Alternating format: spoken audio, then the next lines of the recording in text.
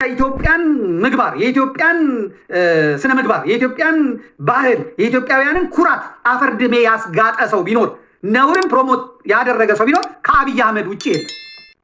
ከአብይ አህመድ ውጪ መጠየቅ ቢኖርበት አብይ አህመድ ነበር የሚጠየቀው።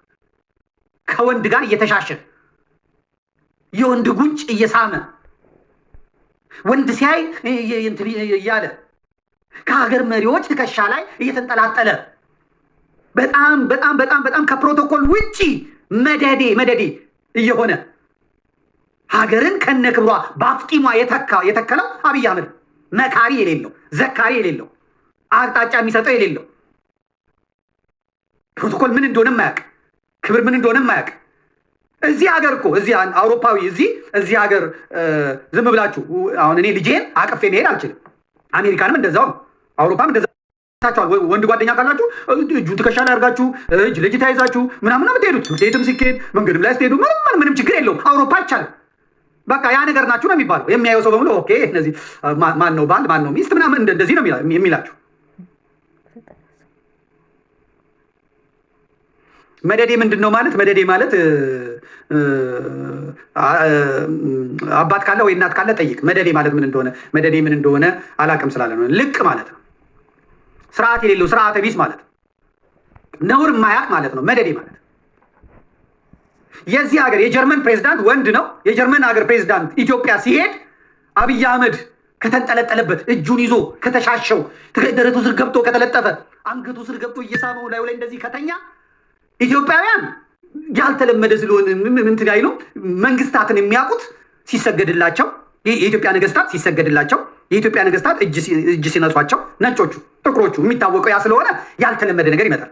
በመለስ ዜናዊ ይሁን በመንግስቱ ኃይለማርያም ይሁን በግርማዊ ቀዳማዊ ኃይለ ሥላሴ ይሁን የዘመናዊው የመገናኛ ብዙሃን ቴሌቪዥን ካየንበት ጊዜ ጀምሮ የምናውቃቸው መሪዎች ኃይለማርያም ደሳለኝም ቢሆን ማለት ነው ፕሮቶኮላቸውን ጠብቀው ዲስታንሳቸውን ጠብቀው ስርዓታቸውን ጠብቀው ጨብጠው ቆመው ሀገር አስከብረው ነው የምናውቀው ማለት ነው። እና ይቀፋል። አሁን የዚህ ሀገሩ ሰው ግን ያንን ሲያይ አሃ የኛ ሀገር ፕሬዝዳንት እሱ ነው ማለት ነው። የፈረንሳይ ከሆነ አሃ አብይ ነው የሚለው ነው የሚለው። አብይ ስነ ስርዓት የያዘው የት ነው? ሩሲያ ሲሄድ ማጋ ፑቲን ጋር ሲሄድ ፑቲን ጋር ሲቀርብ ብቻ ነው ስርዓት የያዘው አብይ አህመድ። እንደዚህ ብሎ ነው የጠበቀው። ፑቲን ጨበጠው፣ ቆመ፣ ተጨበጠ፣ እዛው ጋር ቁማ ነው ቆመ፣ ዳይ ወደ ሀገር ተመለሳል። እውነቴን ነው። እውነት ነው የምናገረው። እውነት ነው የምናገረው። ብዙ ቦታ ሚስቶቻቸውን ይዘው የሚሄዱ የሀገር መሪዎች ሚስቶቻቸውን ይዘው የሚሄዱ የሀገር መሪዎች አብይ ሄዶ ሲቀበላቸው ብቻቸውን ነው የሚመጡት። ብቻቸውን እኔ ከሚስቶቻቸው ጋር ብዙዎቹን አላዩዋቸው። ከዛ እሱም እየሄደ እዛ ደረታቸው ላይ ይለጠፋል፣ እጃቸውን ይተሻሻል፣ ይሳሳቃቸዋል፣ ጺማቸውን ያስተካክላል፣ ከረባታቸውን ያስተካክላል። ይሄ እኮ በጣም ውርደት እኮ ነው። ፕሮቶኮል ሹም የለውም ወይ? ስለ ስርዓተ መንግስት ያስተምሩትም ወይ? ሄዶ ይኮረኩራቸዋል፣ ሄዶ ማሳጅ ያደርጋቸዋል፣ ሄዶ ያስኮለኩላቸዋል እንደ ቆሎ ጓደኛ። ሀገር እኮ ማለት ነው ኢትዮጵያና ኬንያ ማለት ነው። ኢትዮጵያና ኬንያ ሲገናኙ በደርባባ ሆኖ ነው መገናኘት ያለባቸው። ደርባባ ሆኖ ኢትዮጵያም የራሷ ሞገስ አላት፣ ኬንያም የራሷ ሞገስ አላት። ሮቶ ሲመጣ ኬንያ ሆኖ ነው የሚመጣው። የኬንያ መሪ ነው። ግዙፍ ሀገር ግዙፍ ህዝብ ይዞ ነው የሚመጣው። ደርበብ እንዳለ ነው የሚመጣው።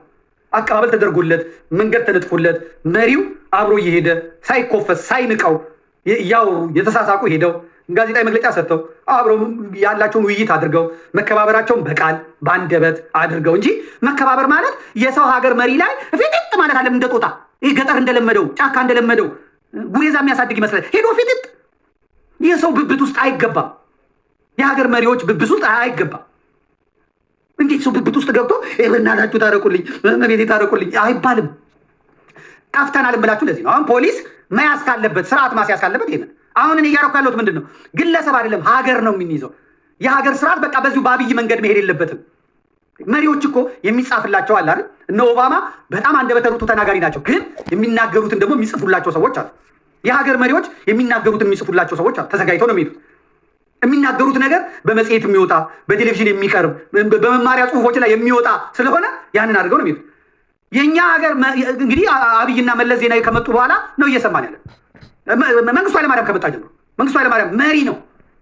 ከአንድ መሪ የማይጠበቅ ይዘን ቂጡን በሳንጃ ነው የምንወጋው።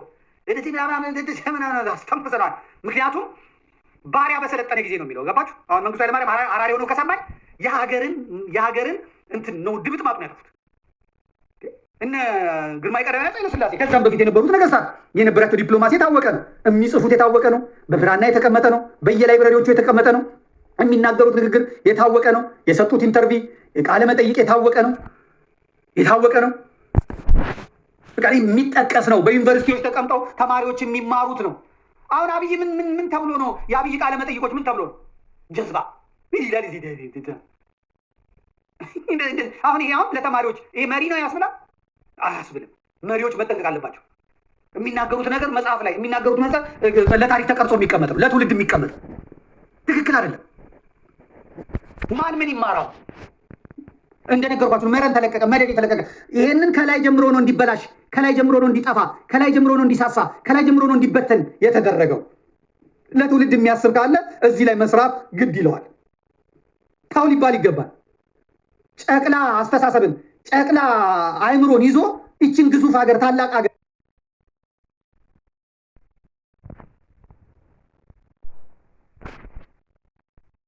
ቁርአን የተጠቀሰች ሀገር የተከበረች ሀገር እንደዚህ ጨቅላ ላይ ህፃን ላይ ወድቃ እንዲህ መሟሟት የለባትም። እናንተ ይህን ብልጭልጩን ነው የምታዩት። እሱ አንድ ቀን እኮ ነው ለመውደም። ይኸውን የምታዩት መብራት፣ ይኸው የምታዩት ቀለም አንድ ሌሊት ነው የሚበቃው። ሊቢያን ያየ ሰው፣ ሶሪያን ያየ ሰው፣ ኢራቅን ያየ ሰው ያ ውበት ያ አስደማሚ ነገር ሰከንድ አልፈጀም ሲወድም ማለት ነው። ከነ ባህሉን የወደመው ዛሬ ሊቢያ የአራጆች ጎሬ ነው የሆነችው። ዛሬ ሊቢያ የማጅራት መሪዎች ጎሬ ነው የሆነችው። ይሄ ልምምድ ከዛ ነው የመጣው። ከመሪ ከላይ በዓላማ ነው የመጡት። ቢመርም ቢልም በዚህ ጉዳይ በዚህ በሀገሪቷ ህግ የተከለከለን ነገር በሀገሪቷ ህግ ነውር የሆነን ነገር መፍቀድ ትክክል አይደለም። ጋጠ ወጦች ናቸው እንትን እያሉ ያሉት። ስለዚህ ለአንድ ማህበረሰብ ብዙ የሚያስተምረው ነገር አለ። የጥንቶቹ አባቶቻችን 3000 ዘመን የቆየ ክርስትና ያስተማሩት እንደ ዛሬው የማቴዎስ ወንጌል ምዕራፍ 6 ቁጥር 5 እንዲህ ይላል። እንደዚህ አንድም ተምረው አይደለም። ወንጌል የሚማሩት ወንጌል ይማራሉ። ገበሬ በቃ የሚያመሰግንበትን ነገር ካገኘ፣ የሚጸልይበትን ነገር ካገኘ፣ አምላኩ ማን እንደሆነ ካወቀ፣ ስለ ሮሜ መልእክት፣ ስለ ተሰሎንቄ፣ ስለ ምናምን አስተምር ምን ያደርግለታል? የገበሬው ስራው ጠዋት ተነስቶ ፊቱን ታጥቦ ሰማይና ምድርን የፈጠርክ አምላክ እግዚአብሔር ሆይ ቀኔን የተባረከ አድርግልኝ፣ የምዘራው ይባረክ፣ የማርመው ይባረክ፣ የምኮተኩተው ይባረክ፣ ለቤተሰቤ ጤና ስጥ፣ ለእኔ ጤና ስጥ፣ ኃይልን ጉልበትን ስጠኝ፣ ሀገር ሰላም አድርግ፣ ሀገር ሰላም ይሁን፣ ሀገር አማን ይሁን ብሎ ከወጣ አንድ ገበሬ ምን አነሰው? ገበሬው የሚጠበቅበት ሰዓት ጠብቆ ማረስ፣ መቆፈር፣ ከብቶችን ማርባት፣ ምርት እንዲጨምር ማበረታታት እንጂ ገበሬን አስቀምጠህ ወንጌላዊ ይሁን እንዴት ይባላል? አንድ ወዛደር ካመሰገነ ይበቋል። አምላኩ እንደሞተለት፣ አምላኩ እንደተሰቀለለት፣ አምላኩ እንዳዳ ነው ካመነ ይበቋል። አለቀ።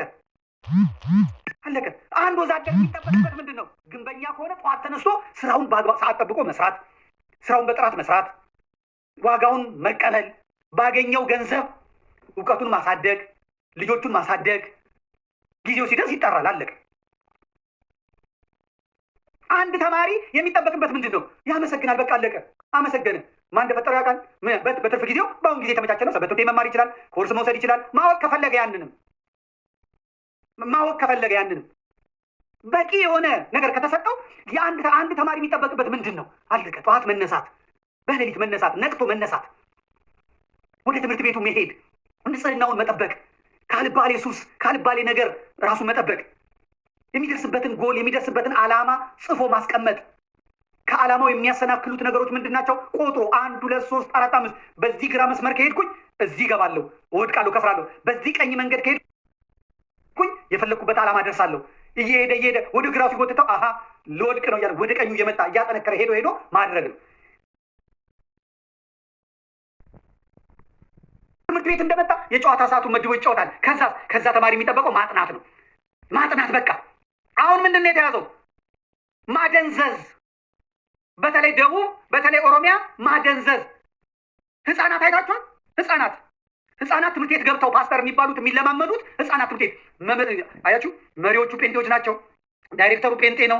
ወረዳው ጴንጤ ነው። ከዛ ምኑ ጴንጤ ነው። ከዛ ይመጣሉ፣ ይፈቀድላቸዋል። ፓስተሮቹ ይገባሉ። ከዛ በኋላ ህፃናቱን አይናችሁን ጨፍኑ ይላቸዋል። ከዛ በኋላ እንዲንፈራፈሩ ያደርጓቸዋል። የ9 ዓመት ህፃን፣ የ12 ዓመት ህፃን መንፈስ ቅዱስ ሞላበት ይባላል፣ ይፈራገጣል። ያንን የሚያዩ ልጆች ያልወደቀ ተነስቶ ይፈራገጣል። ያላለቀሰ መንፈስ ቅዱስ ያልጎበኘው ነው ይባላል። ከዛ ህፃናቶቹ ወይ ረሃባቸውን እያስታወሱ ወይ ደግሞ የቤት ስራ አልሰሩም፣ ወይ ደግሞ ቤት የሚበሉት ነገር የለም፣ ወይ ደግሞ ያችን እያስታወሱ ያለቅሳሉ። ከዛ በኋላ ይሄ ቲክቶከራም የሆነ ፓስተር ካሜራ አለው፣ በ4D ካሜራ አለው። ከዛ ህፃናቶቹን አይናቸውን ይቀርጻቸዋል። ከዛ ቲክቶክ ላይ ይወጣል። ዛሬ በእሳት ጎብኝተናቸዋል፣ ዛሬ ብዙዎች በመንፈስ ቅዱስ ተጎብኝተዋል ብሎ ይለጥፈዋል። እነዛ ህፃናት አለቅ ትውልዱ ሞት። አሁን የ4ኛ ክፍል ተማሪ እዛ ቁጭ ብሎ መንፈስ ቅዱስ እሳት ወረደ እንደ ዛር እንዳለበት ሰው በዚህ ሰዓት እኮ መማር ያለበት እሱ እውቀቱ በዚያ መንገድ ሄዶ በስነ ስርዓት በቃ ለምንድን ነው ትውልዱ እንዲጠፋ ትውልዱ መረን እንዲለቅ ነው የተደረገው። መረን እንዲለቅ ማን እንደሾማቸው ከየት እንደመጡ የማይታወቁ በጥቃቅንና አነስተኛ የተደራጁ ማፊያዎች ማህበረሰቡን መጫወቻ አደረጉት። ለዚህ የተመቸ ህዝብ ስለተገኘ እንዲህ ደንቁሮ ያደገ ሰው ከቤቱ ችግር ያባረውና አረብ ሀገር ሄዳል። ዲቪ ደርሰውና አሜሪካ ሄዳል። በእግሩ ተነስቶ ደቡብ አፍሪካ ሄዳል። ከዛ በኋላ ቲክቶክ ላይ ቁጭ ይላል። ይሄ ማፊያ ይመጣና በሉ ልጸልይ ነው አላችሁ ገብታችኋል። አዎ ታፕ ልጸልይ ነው አለሽ። አዎ እታች አይታችኋል። የባንክ ቁጥሬ ነው 10,600 የኢትዮጵያ ንግድ ባንኬ ነው። ይህንን እንድታዩ እያያችሁ አሁን ልቀበል ነው። ተቀበል አሜን ተቀበል ይላል። እዛ ደቡብ አፍሪካ ቁጭ ብሎ ቀበቶ ሲሸጡ ነው ከጥቁሮች ጋር ላብ በላብ ሲሆኑ ነው። ያችን ያገኝ ለእናቱ እንደ መላክ ለአባቱ እንደ መላክ ለዚህ ለማፊያ ተምሮ ዩኒቨርሲቲ ያልገባ አጭበርባሪ ማጅራት መቺ ቲክቶክ ዋይፋይ ከፍቶ ለተቀመጠ ሰውዬ ይልቀልጋል። ማነው አሜን በል ተቀበል ውሰድ ማነው ወስጃለሁ በሉ ሲላል ወስጃለሁ ተቀበል ዛሬ በቤታችሁ ይገባል። ዛሬ ድህነት በቤታችሁ ይገባል። ዛሬ መድኃኒት በቤታችሁ ይገባል። የታመማችሁ አላችሁ? አዎ ጨጓራችሁን የሚያማችሁ እጃችሁ አውጥተናል። አውጥተናል። ዛሬ ጨጓራ ለቆሃል። ዛሬ በቃ ተወግዷል። እሳት ላባ ኮረሪማ ሸረሪማ ተቀበላችሁ። በሉ እንግዲህ ይዛችን ጥራ ውስጥ አስገቡ። ይሄ በቃ አለቀ። ማፊያ ይሄ ገጠሬ ይሄ ሰገጤ መጀመሪያም እኮ ሰው ከዚህ ተነስቼ ደቡብ አፍሪካ በእግሬ እገባለሁ ሲል ያኔ እዚህ መጣ። ሐኪሙ እንዲህ አለኝ። ምን አለ ሐኪሙ? አትድንም ካንሰር ነው አለኝ። እሺ ከዚያ እኔ መስፍኔ ጋር ሄጄ ድናለሁ አልኩኝ። አሜን ነው አሜን። እዚያ አንተ ስታስተምር ቆይተህ ሶፍት እንዲህ ጠረክና ላብህን ሶፍቱን ጣልከው። እሺ እኔ ሶፍቱን በእምነት አነሳሁኝና እቤቴ ወስጄ በላሁት፣ በውሃ አድርጌ ጠጣሁት። አሜን ነው ሰማችሁ? አዎ እሺ። ከዛ ሄድኩኝ ሐኪም ቤት። አሁን ድኛለሁ፣ ጌታ ኢየሱስ አድኖኛል ብዬ ዳንኩኝ፣ ሄድኩኝ። ከዛስ ተመረመርኩኝ። በማግስቱ ሐኪሙ ጠራ። ምን አለ? የት ሄደ ካንሰሩ የት ሄደ አለኝ። እኔ ግን ጌታዬ ነግሮኛል። መስፍኔ ያንተን ላብ ያንተን ጭቅቅት ያንተን ቅጫም በልቼ ነው የዳንኩት። አሜን ነው ይላል። ከዛ ውስጥ ያሉት ሰዎች እናንተ ትልልቅ ናቸው ነው። ይሄ አሁን የወጣት ይሸወዳል ትላላችሁ። የትምህርት ፖሊሲው ነው አቀንጭሮት፣ አይምሮን አቀንጭሮት አሳደገው፣ ማገናዘቢያውን ህሊናውን ሰረቀው። ስለዚህ እነዚህ ማፊያ ወጣቶች ተመቻቸው። ደልበው ነው የሚኖሩት፣ ዘንጠው ነው የሚኖሩት። ጢባ ጢቤ የሚጫወቱበትን ህዝብ አገኙ። እነዚህ ሰዎች ለማን? ለመንግስቱ፣ ለስርዓቱ የተመቸው ነው። ስርዓቱ አይቀጣቸውም፣ ስርዓቱ አይዘጋቸውም፣ ስርዓቱ አይከሳቸውም። ሰው ቢገሉ እንኳን አይከሳቸውም። ምክንያቱም እነሱ ይወጡና ምን ይላሉ? አዎ እግዚአብሔር መንግስታችን፣ ስርዓታችን። አሜን ነው አሜን። ሃሌሉያ ሃሌሉያ። እግዚአብሔር ቀብቶት ነው፣ አሳይቶኛል። አብይ አህመድ ማለት የቅዱስ ጳውሎስ አቻ ነው። ጥሪክ ያለው አሜን ነው አሜን ነው የሰጠመን። ሃሌሉያ። ለስርዓቱ ካድሬ ሆነው ስለሚያገለግሉ አይታሰሩም፣ አይከሰሱም። ምን አይሉ አቀንጭሮታል። ወያ ደርግ አደቀ ወያኔ መጣችና ትምህርት ፖሊሱን ገደለች።